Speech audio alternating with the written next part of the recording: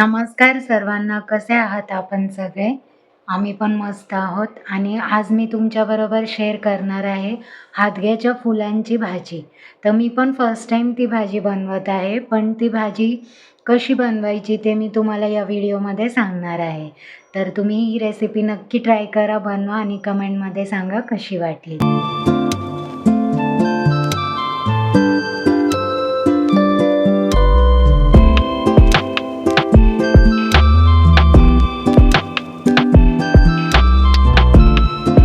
तर ही आहेत हादग्याची फुलं. आता ही फुलं आधी निवडायला लागतात. तर मी आता काय करणार आहे बघा, याच्या मध्यभागी जो हा कोंबडा म्हणतात त्याला, जो हा पार्ट असतो तर हा पार्ट काढून टाकायचा असतो, नाहीतर भाजी कडू लागते. बघा, हा पार्ट पूर्णपणे काढून टाकायचं, जेणेकरून भाजी कडू होणार नाही. आणि फुलांची जी ही डेट असते, तर फक्त ही जी खालची दांडी आहे ही एवढी ही दांडी फक्त काढून टाकायची. आणि हे फूल असंच्या असं तुम्ही यूज करू शकता त्याच्यातलं. हे फक्त हे जे दोन पार्ट आहेत, एक हे आणि हे हे दोन पार्ट काढून टाकायचे या भाजीतले. तर आता ही भाजी मी निवडत आहे आणि ही निवडल्यानंतर पुढची प्रोसिजर तुम्हाला सांगते मी. आता बघा, ही भाजी निवडून झालेली आहे. आता हिला मोठ्या भांड्यामध्ये पाण्यामध्ये 2-4 मिनटं ठेवणार आणि त्यानंतर स्वच्छ धुवून घेणार, कारण याच्यामध्ये बारीक बारीक किडे किंवा मुंग्या असतात, तर ते निघून जातील. आणि इथे बघा, हे सगळं कचरा मी काढलेला आहे. हे फूल असं या पद्धतीने निवडून घ्यायचं. सुकलेली पाने, हा जो कोंबडा असतो हे सगळं काढून टाकायचं याच्यातून आणि ही आपल्याला अशी भाजी मिळते. तर आता पुढे आपण पानं टाकूया पाण्यामध्ये भिजत घालण्यासाठी.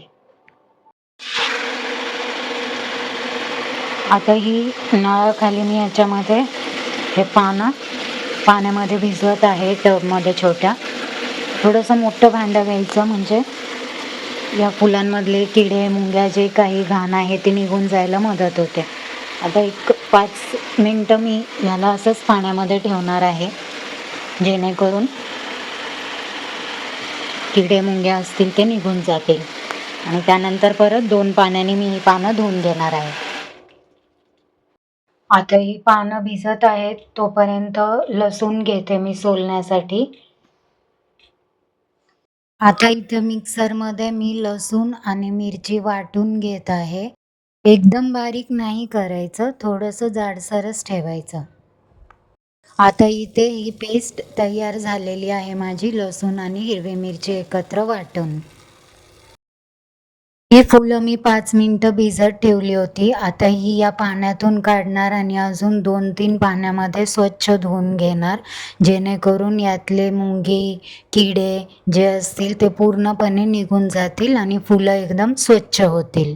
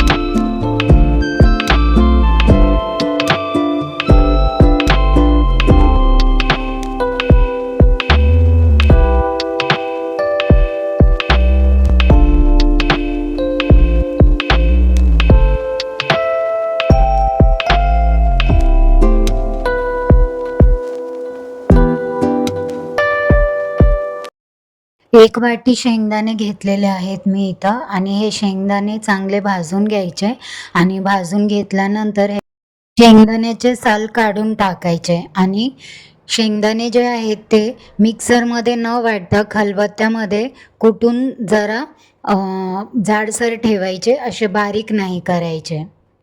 मी इथे लोखंडी कढईचा उपयोग करत आहे, कारण लोखंडी कढईमध्ये भाजी केली तर लोह मिळतं आपल्याला. एक मोठा कांदा चिरून घेतलेला आहे मी आणि हा कांदा तेलमध्ये चांगला परतून घ्यायचा आणि ब्राऊन झाल्यानंतर त्याच्यामध्ये वाटलेली हिरवी मिरची आणि लसूण त्यामध्ये मिक्स करायचं.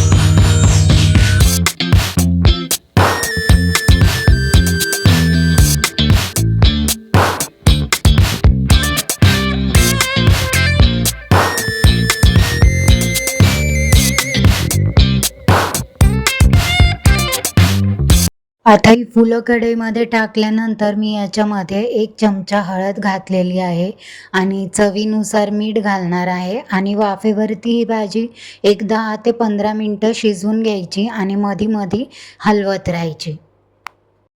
आता इथे माझी भाजी तयार झालेली आहे शिजून. आता मी याच्यामध्ये शेंगदाण्याचं कूट सर्वात शेवटी घालत आहे भाजी शिजल्यानंतर आणि सर्व काही मिक्स करून घ्यायचे चांगले आणि ही भाजी खूपच छान लागते चवीला आणि ह्याचे खूप फायदे पण आहेत. ह्याच्यातून आपल्याला विटामिन ए, B12 आणि हे अँटीऑक्सिडंट भाजी आहे.